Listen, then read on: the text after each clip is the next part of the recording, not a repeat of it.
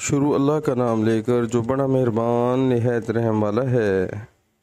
کعب بن مالک سے نقل ہے کہ نبی کریم صلی اللہ علیہ وآلہ وسلم جب کسی سفر سے لوٹ کر مدینہ میں تشریف لاتے تو پہلے مسجد میں جاتے اور نماز پڑھتے۔ میں نبی کریم صلی اللہ علیہ وآلہ وسلم کی خدمت میں حاضر ہوا۔ آپ صلی اللہ علیہ وآلہ وسلم اس وقت مسجد میں تشریف فرما تھے۔ مصر نے کہا، میرا خیال ہے کہ محرم نے چاشت کا وقت بتایا تھا۔